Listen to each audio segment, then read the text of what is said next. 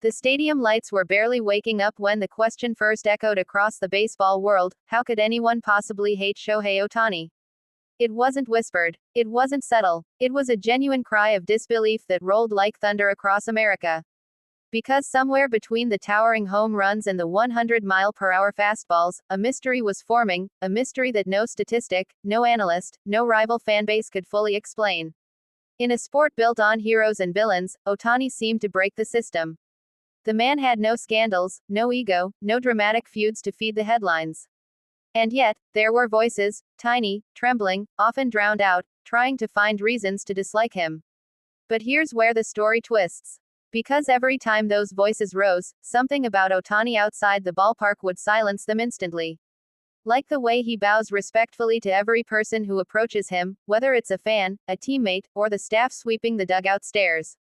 Or the way he signs autographs for kids long after the game ends, even when stadium security is urging him to leave. Or the way he apologizes to teammates, coaches, even reporters, when he feels he could have done better, even if he just hit 2 home runs and carried the team on his back. There is something disarming about a superstar who seems confused by his own fame. Something pure, something rare, something almost old-fashioned. And maybe that's why Americans began asking the question more seriously: why do some people try to hate him? Because when you look beyond the uniform, beyond the MVP trophies, beyond the billion-dollar spotlight, you find a human being who carries himself with a humility that feels almost unnatural in today's sports culture. A player who doesn't trash talk, doesn't cheat, doesn't chase drama. A player who smiles shyly when praised, who lowers his head when people cheer, as if he's afraid he doesn't deserve it. On the field, he's a monster, crushing baseballs into the next galaxy, firing fastballs like guided missiles.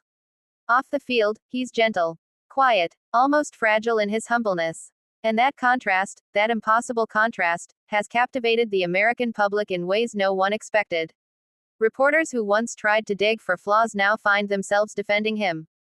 Fans of rival teams, Yankees, Giants, Cubs, secretly cheer for him under their breath.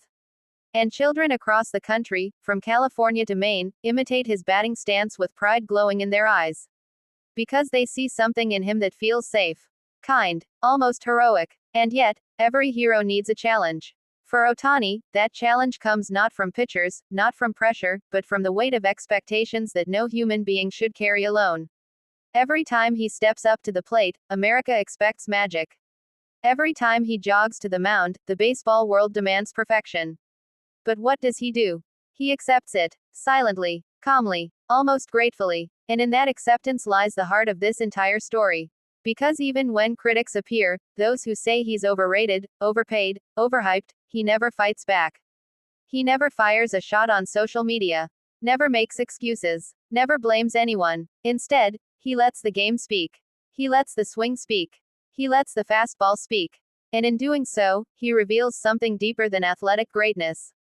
He reveals character. The kind of character that reminds people why they fell in love with sports in the first place, because every once in a while, an athlete comes along who represents something bigger than wins and losses.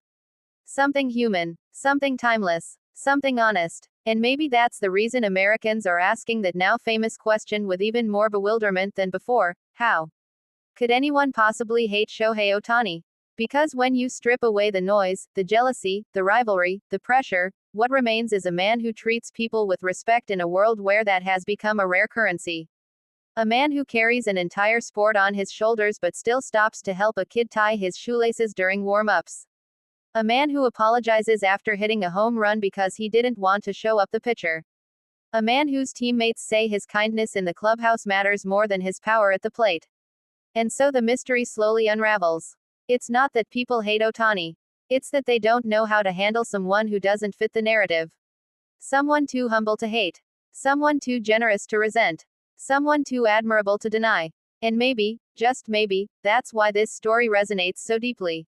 Because in a world filled with noise, conflict, and division, Shohei Ohtani has become something unexpectedly emotional. A reminder that greatness doesn't have to be loud. A reminder that humility can still shine brighter than ego. A reminder that kindness is still powerful. And as the lights fade, the stadium empties, and the echoes of the game drift into the night, one truth remains suspended in the air like a final, unforgettable home run. People don't admire Shohei Ohtani because he's perfect. They admire him because, through all the noise of modern sports, he chooses to be human. And that is something no critic can ever hate.